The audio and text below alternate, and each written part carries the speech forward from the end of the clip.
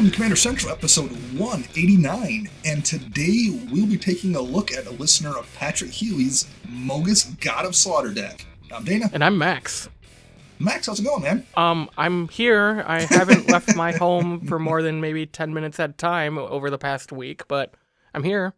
So yeah, we should address that elephant in the room, and that's not a Rox Faithmender joke. We, along with most of our listeners, I would imagine, unless you're like perhaps on a remote island somewhere, are in quarantine.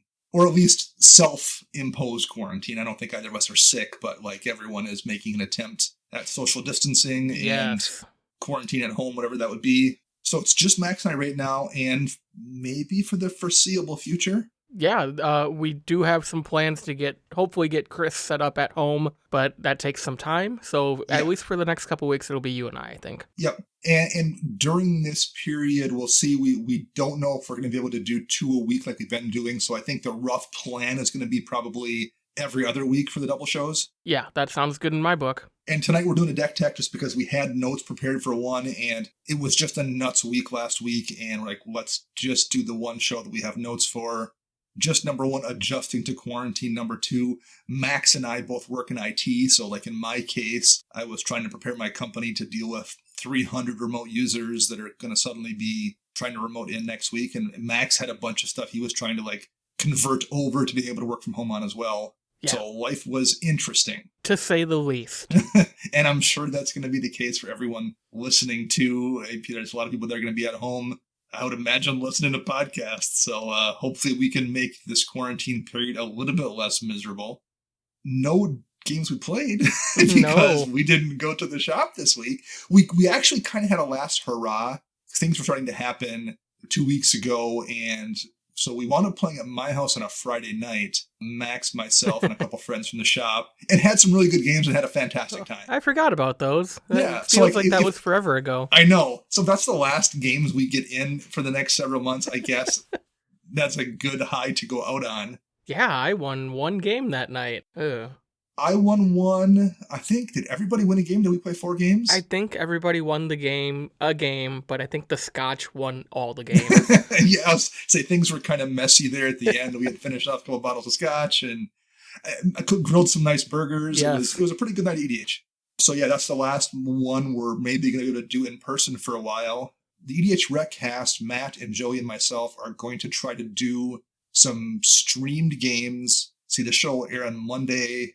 I think on Thursday we'll put something out there, but we're going to try to stream some online games of us playing with, like, the webcam over your play area. I think we're going to get Jason Alt to be the 4th. So we'll see how that goes. That's the rough plan right now anyway. It's maybe start streaming a few of those games on Thursday. That sounds pretty cool. Yeah, so I'll at least get some games in, and we'll see how that works out. It's better than not doing anything. I might try to brew a deck too, I guess. Like, I'm going to be stuck at home. I might as well maybe brew a few things up. So I have a few ideas I'm working on as well, but I'll talk about those a little bit more once I have something on paper.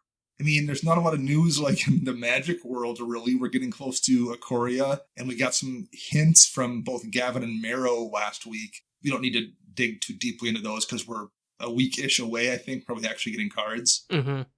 So that would be a nice distraction, although we'll get those cards and those new commander decks, and then, of course, not be able to play with them in person. Yeah, I know, right? Just to taunt us. But so we are getting close there. That'll be something to look forward to down the road.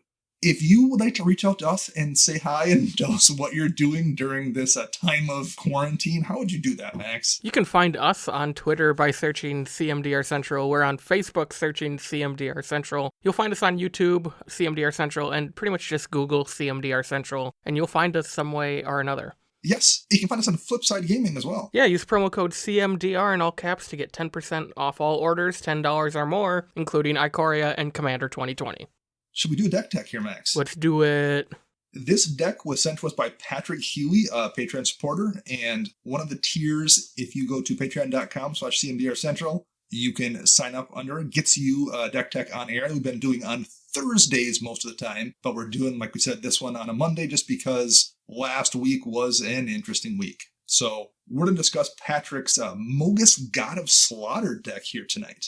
And what does Patrick say to us about this deck, Max? Patrick said this is his pet deck. It's the first one he built from scratch, really on his own after getting into Commander about 3 years ago. He actually got Mogis altered by Ryan Paneff of Commander at Populum and Commander Cookout. So head over there and check out Ryan's alters. Yeah, for sure.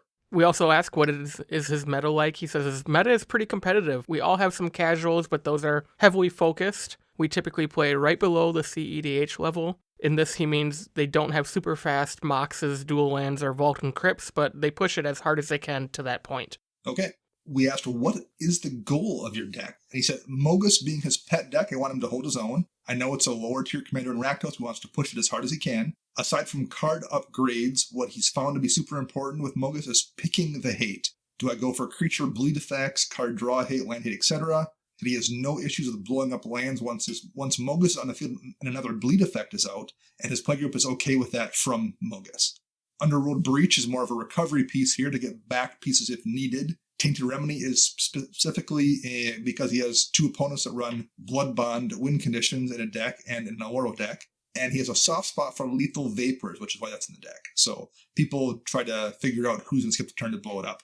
Very nice. What are the weaknesses, are areas we should focus on? Like most Mogis decks, especially the one you and I are used to playing against, Dana, Mogis draws a bunch of hate and has a hard time with early aggro or enchantment hate. He runs a Crystal Chimes and Underworld Breach to kind of recover faster than the typical Rakdos deck. That makes sense. And then for budget restrictions, he doesn't mind spending money on a card, but he'd rather not spend it on fast mana or tutors or dual lands. But if it's something we think that would help the deck, he'll definitely look into it. So let's jump into looking at this. Mogis God of Slaughter, for those who don't recall, from the original Theros set. 2 black or red for an indestructible legendary enchantment creature god. Mogis is a 7/5, and as long as your devotion to black and red is less than 7, Mogis is not a creature.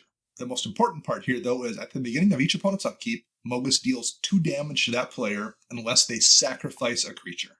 So what Chris does with this, and kind of the same thing here, is it's just a, like he said, bleed effect. It's just a commander that drains you of life slowly every single turn, because people almost always pay the life. And the deck is filled with cards that do similar things. Just, ding you for 2, for 3, for 1 here or there. And that adds up to you. At some point, the game's on a clock. So this plays very similar to Chris's deck. Oh, yeah. Definitely brings back some memories. Yes. Yeah. And it looks, I wouldn't say, like, there's definitely cards in here that are not in Chris's and vice versa. But I would imagine the deck plays really, really similarly. Oh, I bet it does as well. Okay. Let's take a look here at the land base, first of all. And I would say this holds true of the entire deck as well as the land base. This is a pretty tuned deck, I think. So I don't know if we're going to have as many suggestions as we will just kind of doing a show and tell here, because it's a cool deck. And there are some things, but like this isn't a deck where there's a lot of room to make tweaks. It's been gone over quite a bit, I would say. Oh, for sure.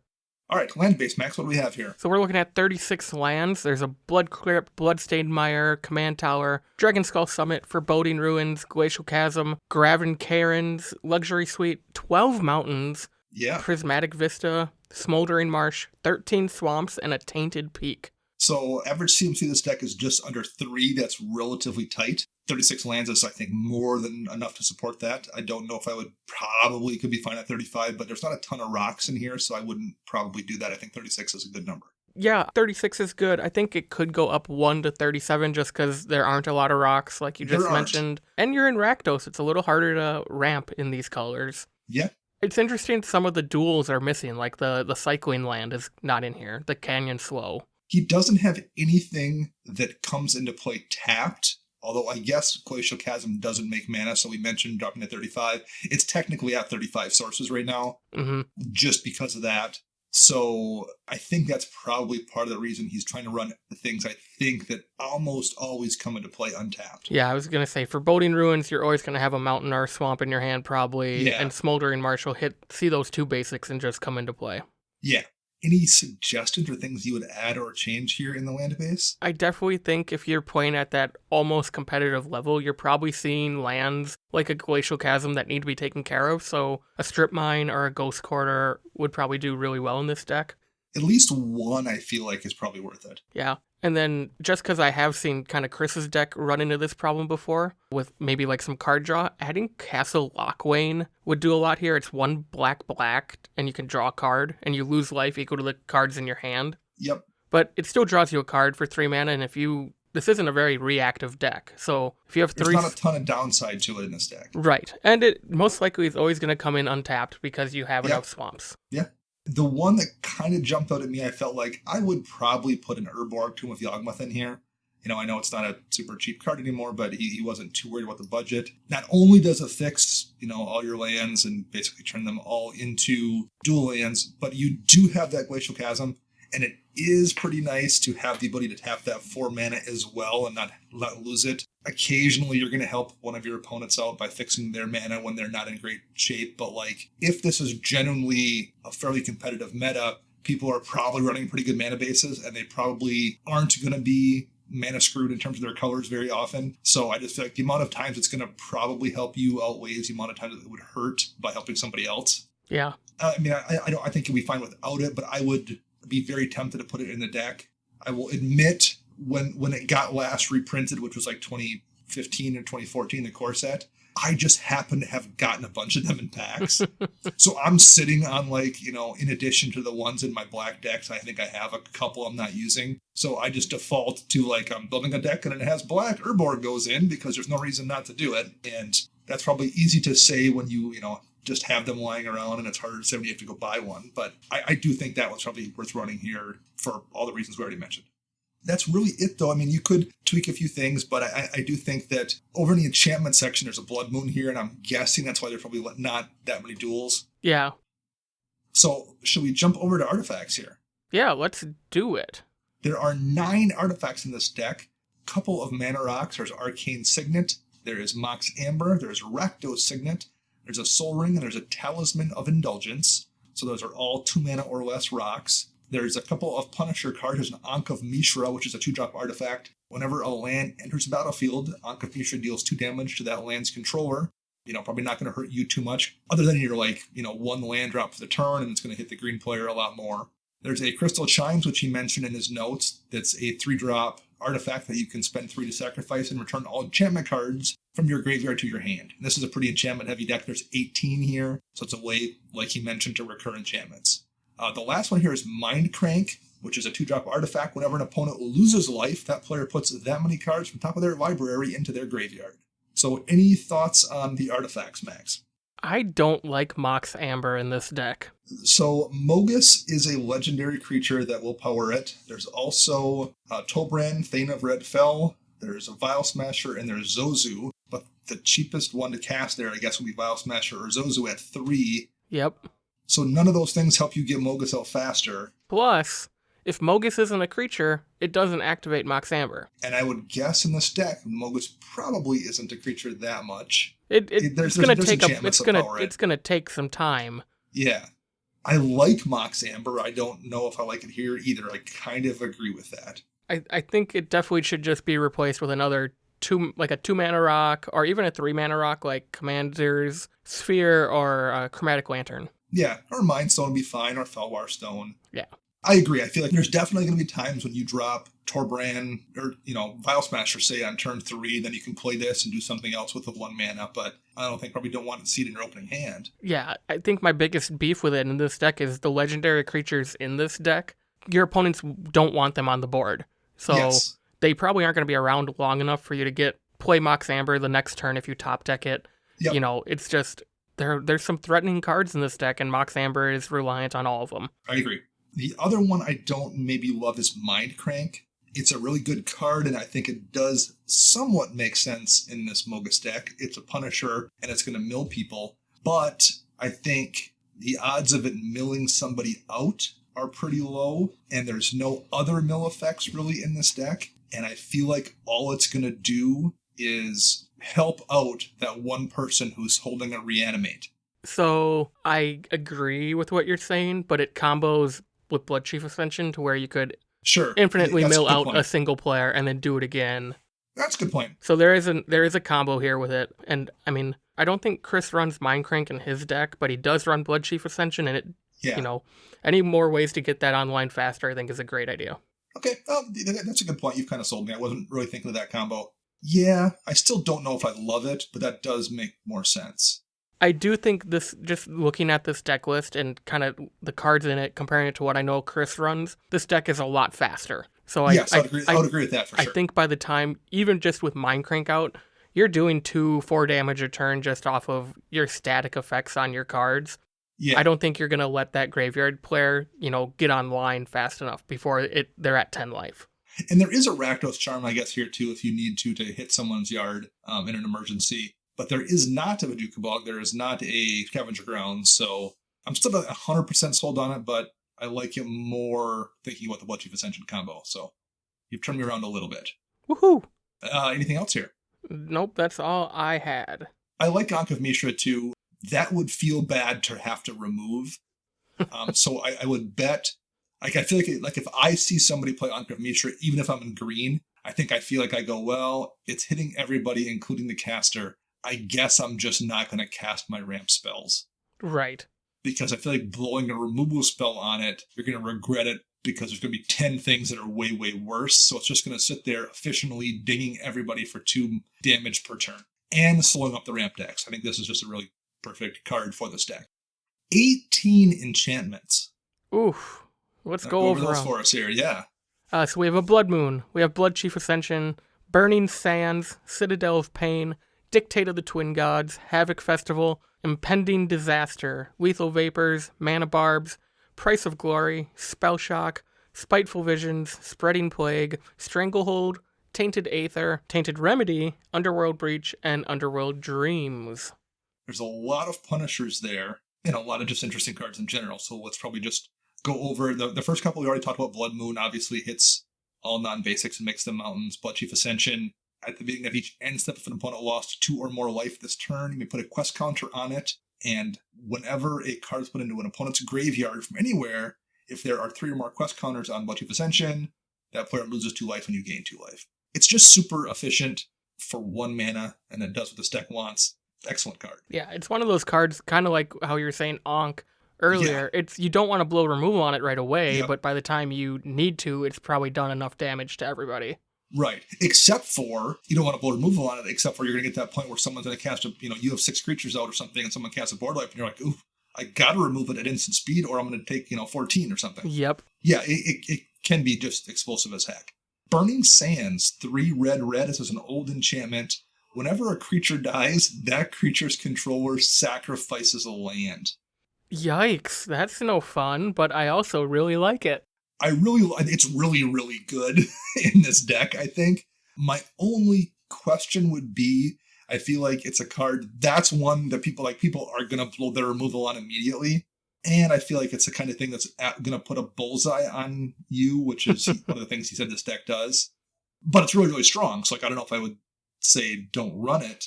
But people can kind of play around it too. Maybe on occasion you're going to drop it and then immediately board wipe, and that would be great. But I also feel like how often are you going to have 10 mana? 10 mana sitting there.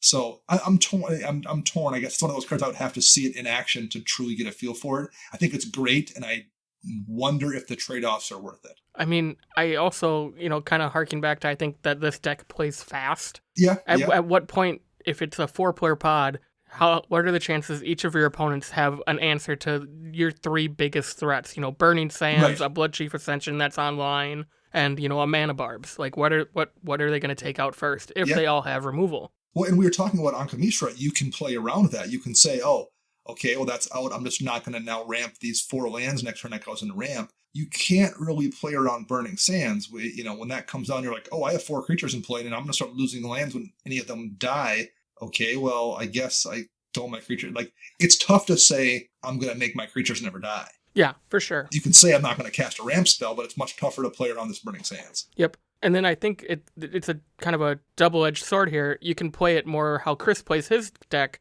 You only need 1 to 2 threats out every turn, Mogis and something else. Yeah. You don't need to flood the board with all your big threats, because then you are just, asking for doom. Then player removal becomes the option. The sweet spot for Mogis is when you're just taking a little bit of damage and you're like, I'll be okay, I can keep doing my thing and I can get ahead of it. When you kind of con everybody into thinking they're the smart person who's going to be able to beat the house at blackjack, basically. Oh, yeah, for sure. Citadel of Pain, another old enchantment. At the beginning of each player's end step, Citadel of Pain deals X damage to that player, where X is the number of untapped lands they control. Can you I've seen respond this to card this? before. I would, at the beginning of each player's end step, I would think so. And, you can just tap your lands at any point in time. Yeah, the rules text on Scryfall does say it counts the untapped lands on resolution, so you do get to respond. Okay, let's say people respond every single time. You're keeping At that. that point, all it becomes is a 3-mana enchantment that guarantees no one holds up mana for a counterspell. Very true. Like, the worst case scenario, I think, is still probably pretty good. Oh, yeah. I mean, it's control. Yeah. Yeah, that's a really, really solid card here. I like it a lot. Dictate of the Twin Gods is, flash, and if a source would deal damage to a player or permanent, it deals double that damage to that player or permanent. That's a super dangerous card, but the flash on it makes it much, much better. Oh, for sure. Havoc Festival, 6 mana, players can't gain life, and at the beginning of each player's upkeep, that player loses half their life rounded up. I mean, that has to get dealt with, or... Game over. Game over in like 2 turns, so yeah. You just have to respond. Impending Disaster is one I don't know if I've ever seen, at least in a deck before. 2 mana, 1 in a red. At the beginning of each player's upkeep, if there are 7 or more lands in the battlefield, sacrifice Impending Disaster and destroy all lands. Was this a cycle? Because the green one does something similar for creatures, I think doesn't so, it? Yeah. I believe so. So basically, though, in Commander, you are going to drop this, like, even if you played in turn 2, you drop this in turn 2, it's probably still going to fire off next turn. Or if not on turn 4, yeah. I mean, if you have one green player at the table ramping ahead of everybody. Yeah. Ooh. And, I don't know, it's kind of fair. Everyone has to deal with, like, you have a turn around the table. This is basically an Armageddon that has a clock on it. Like, if you cast Armageddon and you had, a turn to draw a removal spell for Armageddon, I mean, this is that, basically. Yeah, and the fact that it's kind of like Niv's Disc. It does have to get to your next upkeep before you can blow it. It's not like you can just drop it and sacrifice it. Yep. Well, in Niv's Disc, you can actually, there are, I've seen Niv Disc get cast and then get untapped. Oh, yeah. This one, there's no way to flash it in this deck. There's no Vidalcan Ori. And, there's way more ways to untap a Niv's Disc than there is to get lucky and flash in an enchantment, especially in these colors. So, I don't know, for that effect, that's a pretty fair version of that card, I think.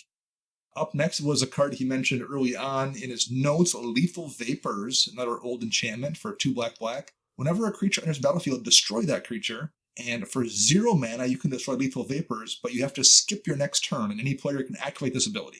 This is a political masterpiece. Yeah. Ooh. So 2 in black, and people, I can't play creature spells. I can destroy it by skipping my turn, or hope you have removal in hand. I get it. I honestly am not sure I think this card is that great, although it's cool. Sometimes you just want to run a pet card like this, and he mentioned this being a pet card, so I am on board with running it. Yep. Mana Barbs. Whenever a player taps a land for mana, it deals 1 damage to that player. Chris runs this in Mogis, and it's monstrous. Oh, yeah, for sure. Price of Glory, 2 and a red. Whenever a player taps a land for mana, if it's not that player's turn, destroy that land. More land hate. I think Chris runs this as well. I think he does too. And again, same as Citadel of Pain. Let's say no one ever taps a land. Well, it's not dead then. You've just basically told them they can't cast counterspells. Or they can't do an end of turn Fact or Fiction, or they can't do, whatever. Like, even if nobody ever loses a single land to it, you've shut a bunch of things off. Mm-hmm. Now, occasionally you're like, oh, it's worth losing the land to cast that Swords to Plowshares and hit that Blightsteel they got sneak attacked in or whatever, but they still lost the land, which is more than they would have lost. And it's also, I think, a fairly fair card. Spell Shock, 2 and a red. Whenever a player casts a spell, Spell Shock deals 2 damage to that player. So good. So good. Perfect for this deck. Spiteful Visions. At the beginning of each player's draw step, that player draws an additional card. And whenever a player draws a card, Spiteful Vision deals 1 damage to that player. So this is symmetrical.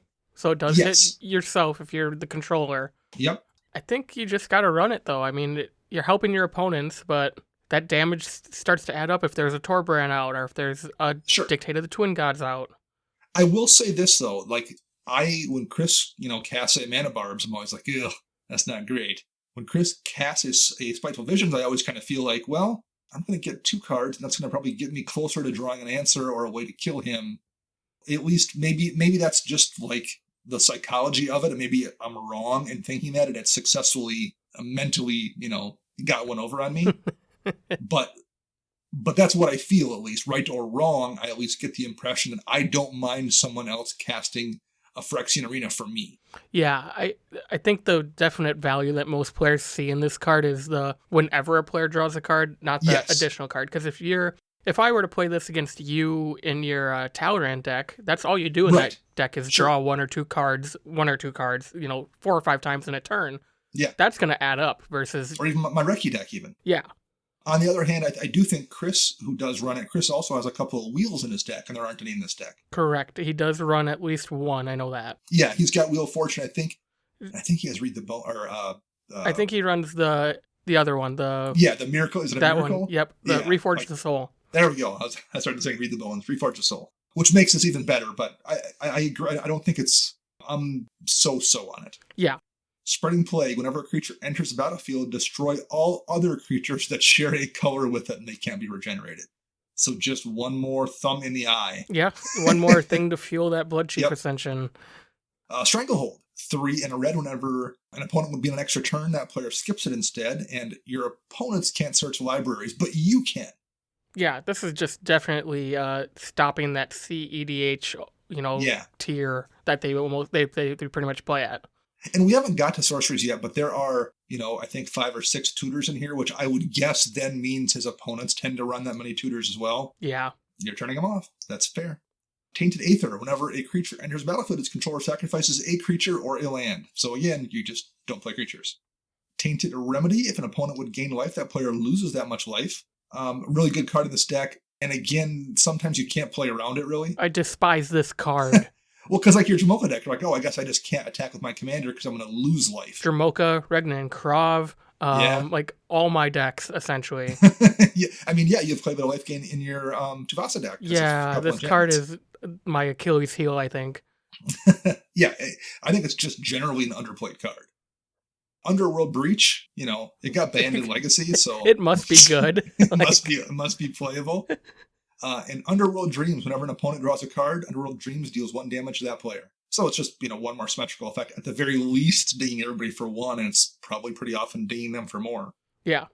Again, this is one of those cards that would work better in a deck with wheels, but it's still perfectly fun. 3 mana, that's a pretty good trade-off.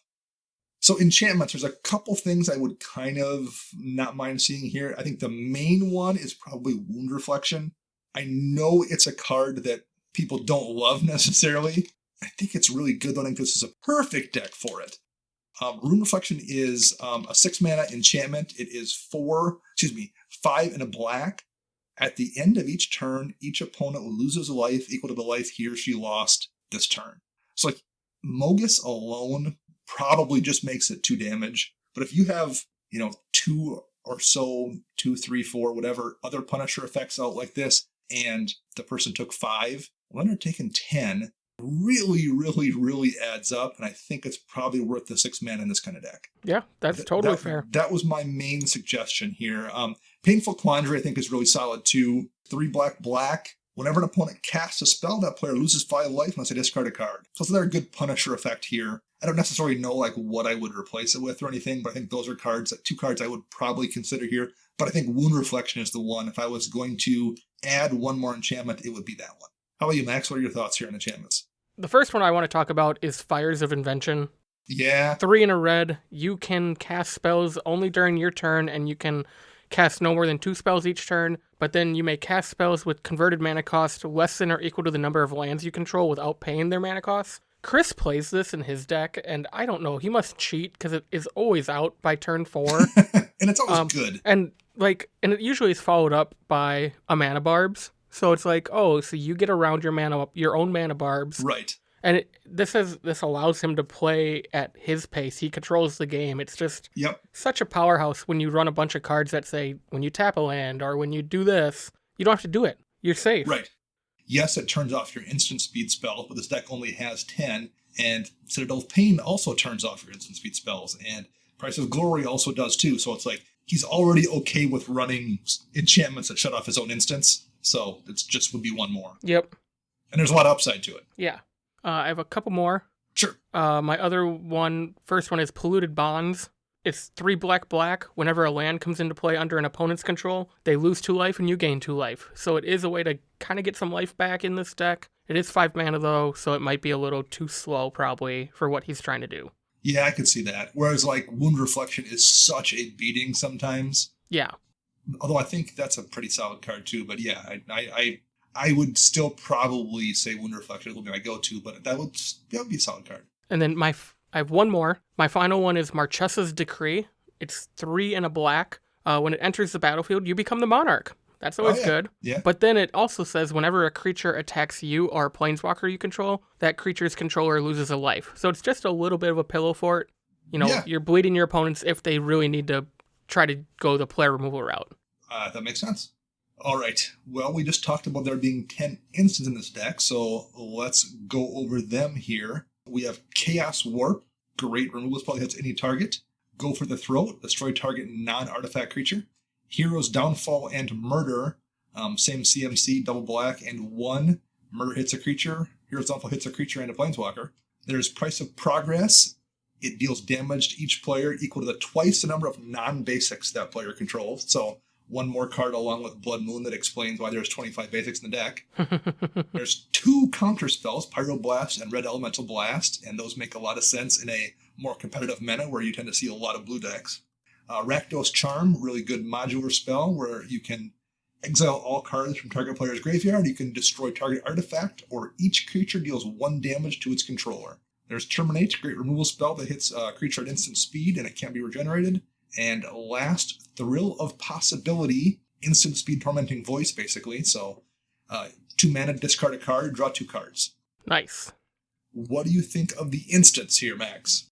I think they're okay. I'm not a big fan of Murder or Hero's Downfall. I think specifically Murder, just because it only hits creatures. Yeah. I think you could easily swap that out for Murderous Rider from Throne of Eldraine. The instant is destroy target creature or planeswalker, but you lose 2 life. But then it goes on the adventure, and then you have a creature that you can cast later for the same CMC that has lifelink, and gets put back on the bottom of your library when it dies. Yeah, that seems like it's worth over Murder in particular. Yes. The one I had there was Bedevil, same CMC, although you substitute a red mana for the colorless. But for having to spend a red over a colorless, you can also hit a planeswalker and also hit an artifact. Yeah. I think that's worth it over Murder for sure as well. My other one, you talked about Throw Possibility being an instant speed Tormenting Voice. Yep. My thought would be Risk Factor. It's 1 more mana, but you either draw 3 cards or you're making someone lose 4 life. It plays into the bleed effect. And you can reuse it. That's the best part. Yes, for sure. So Thrill of Possibility, I think, is a really good card, but I think you probably want to be running it in a deck where you can take advantage of having to discard something. And I guess there's a Reanimate in here, but there's not much else that can do it. So I don't know. Is it worth having it cast an instant speed to draw 1 less card than, say, Night's Whisper at a sorcery speed? What are your thoughts, Max? I think it's one of those, how badly do you need the card and win? Sure. I think just my personal play style, I would rather just run the Night's Whisper. But myself as well. But if you're in that weird situation where you've been hit by enough of these, bleed cards that also hurt you, then Throw Possibility makes sense because you're not losing the 2 life. You don't lose the 2 life. That's true. Yeah, I think that's a good point. I think a lot of that is very much personal playstyle dependent. Anything else in instance you want to mention before we move on? No, I'm good. I think we can head over to the sorceries. All right, why don't you tell us the sorceries, Max? So we have 15 total, and like we mentioned earlier, there are quite a few tutors. We have Beseech the Queen is a tutor. Dark Petition is a tutor, which has Spell Mastery, so you get 3 black mana back. Demonic Tutor is in here. Diabolic Tutor is in here. And Reanimate isn't really a tutor, but it brings something back. Yeah. But then we also have a lot of board wipes and just destroy spells with Blasphemous Act. Byforce just blows up a bunch of artifacts.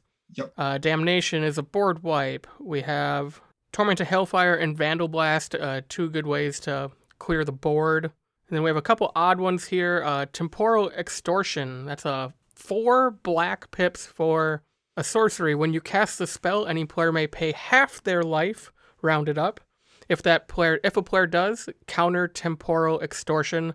Otherwise, take an extra turn after this one. I didn't know this card existed. I ran it in my Drana mono black deck way back in the day for like a month. So I do have some thoughts on it, but we can get to that in a minute. And then otherwise, the rest of the sorcery package is just card draw with Faceless Looting, Read the Bones, Sign in Blood, and Cathartic Reunion.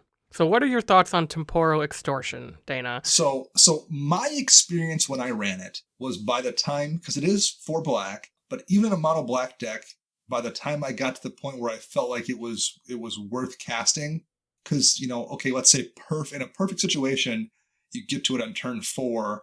I don't know if the extra turn is necessarily that amazing that early on, and because you kind of use your whole turn up casting the spell. And this isn't a deck that has a lot of creatures that attack with anyway. So, you draw your card, you cast Temporal Extortion, no one pays half their life because it's so early.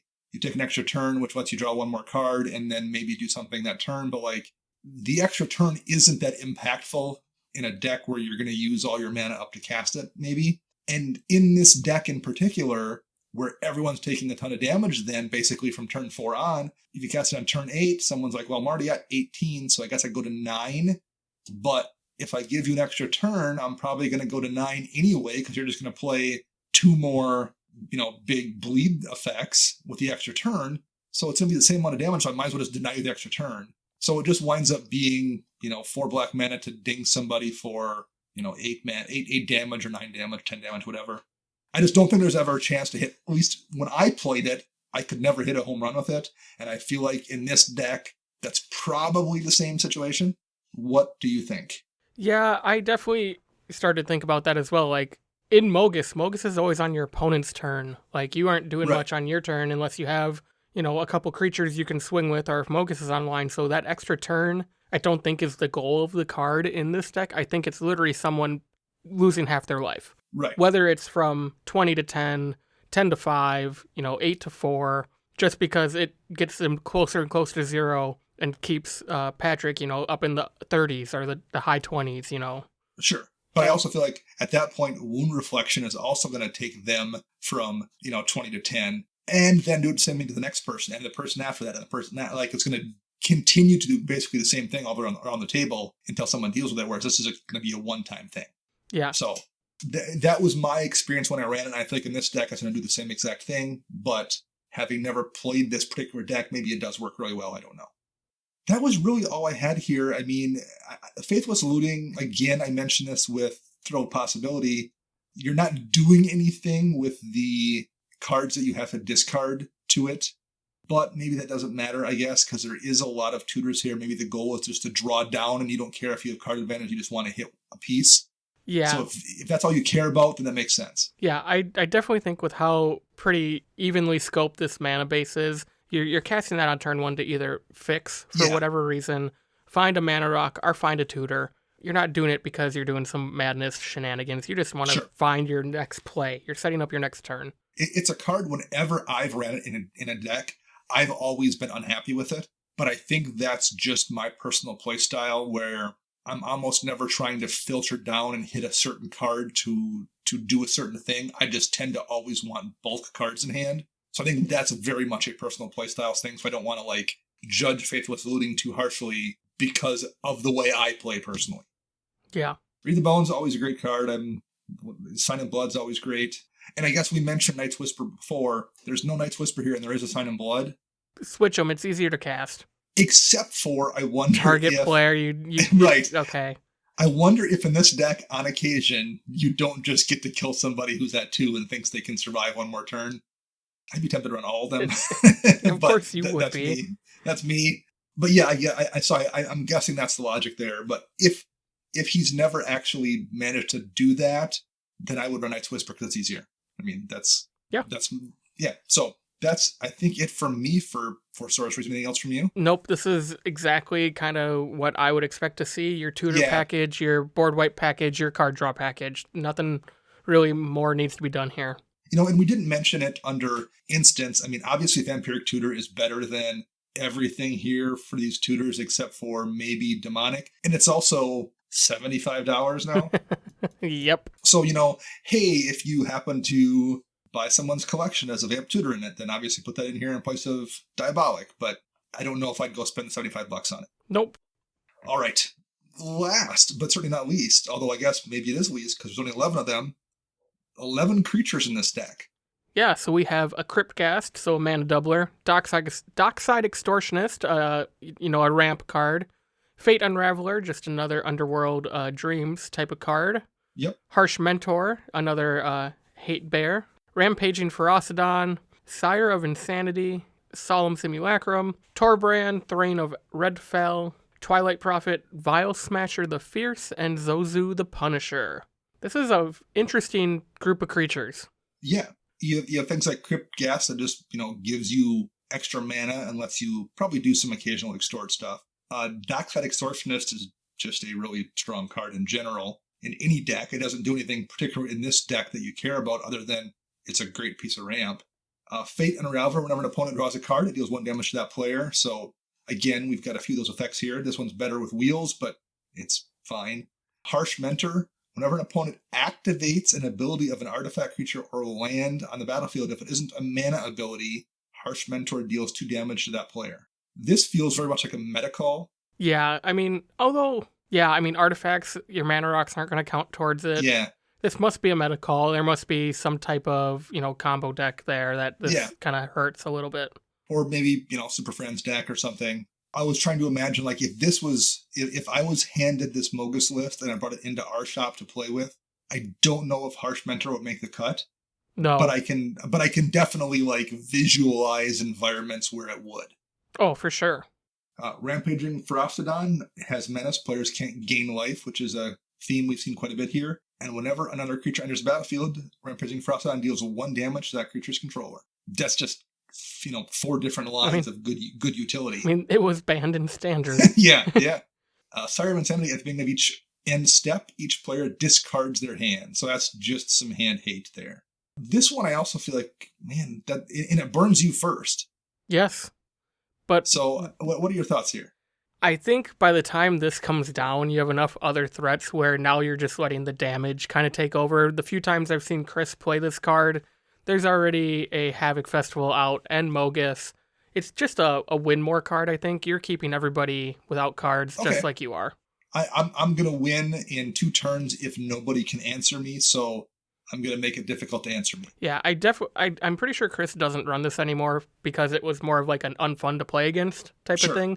But if you're using it to close the game out, I would consider this like a mass land destruction spell. My concern with it, particularly if you're playing in a meta with people that are running pretty powerful decks, you drop this, you pitch your hand, you pass it to Dave or Stacy, and Dave and or Stacy has their removal spell, and they just remove it, and you've lost your hand and spent 6 mana on a creature just to have it removed, and it's not hurt them at all. This card definitely summons the top deck gods for your opponents, essentially. Unless I think this is the kind of card that works maybe even better in a deck that already is hitting hands to make it less likely to have an answer. Mm-hmm. I don't love it. I think it's a strong card, but it's not one that I myself would want to play, because I just feel like there's too many times I'm going to have it in hand and I'm going to be like, oh, she's got 6, he's got 5 cards, he's got 6. I'm like, one of those is an answer, and if I cast it, I'm going to lose my whole hand. It's just not worth playing, and I don't like cards that feel that way. For sure. Solemn, it's in a ramp, and in colors don't have ramp. Torbrand, if red source you control will deal damage to an opponent or permanent that opponent controls, it deals that much damage plus 2 instead.